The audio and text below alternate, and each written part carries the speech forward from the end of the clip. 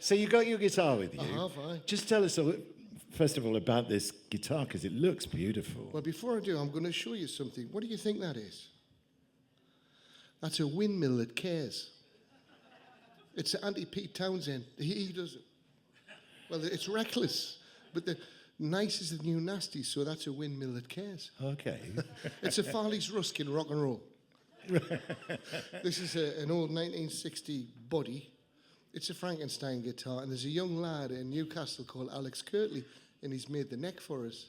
And he looks like James Stewart did in 1949, this guy. He's crazy. He looks like an old antique dealer. He's only 24.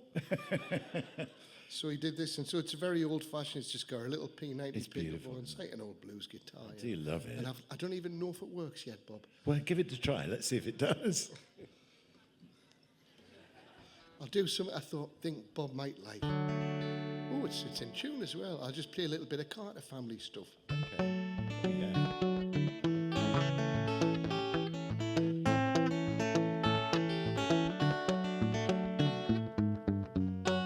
Getting excited there. That was a magic mushroom chord. You get them on the golf course. You'll know this tune, eh? Janice Ian taught me. She got there off of Chet Atkins. He was our neighbour.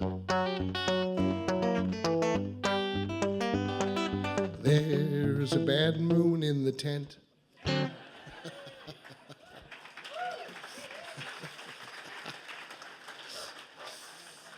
I'll get me coat.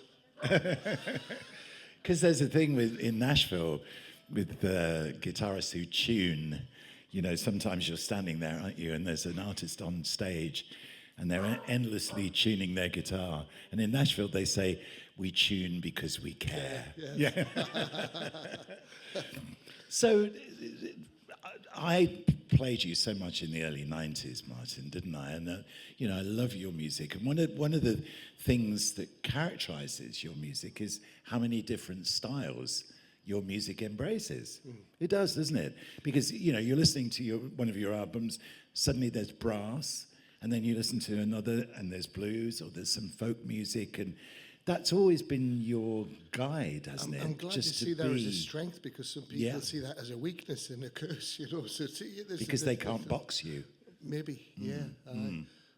But I started off as I wouldn't have tried to play music if it wasn't for punk, because punk was a bit like skiffle.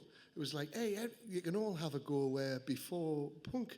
I was a big fan of King Crimson and all that, but they were like gods. They were like the gods. But when punk came along, I thought, well, if Sid Vicious can do it, I'm having a go at that way.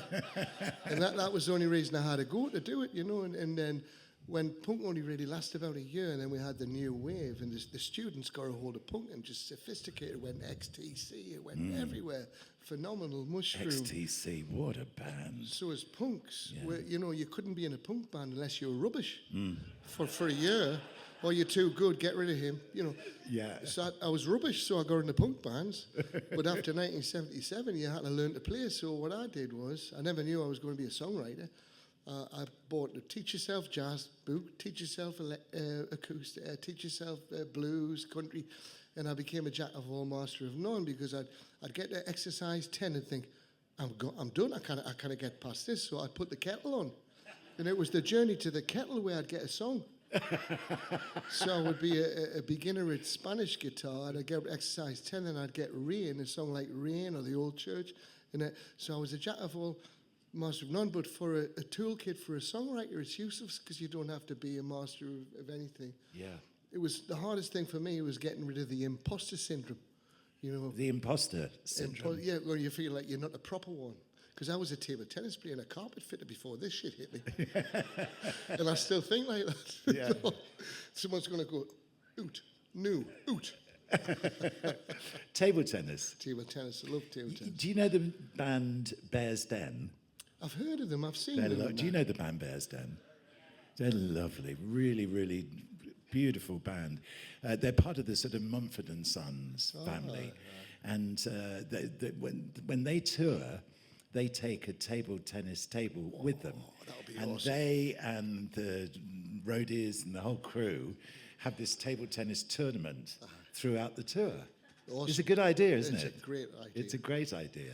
Because touring is not the most healthy thing to do. If is it? You know, you have to make a decision to say, right, when we get to the next town, I'm going to go out and explore a little bit. I'm not just going to sit in the hotel or sit in the dressing room because, you know, and eat takeaway food and drink loads of beer.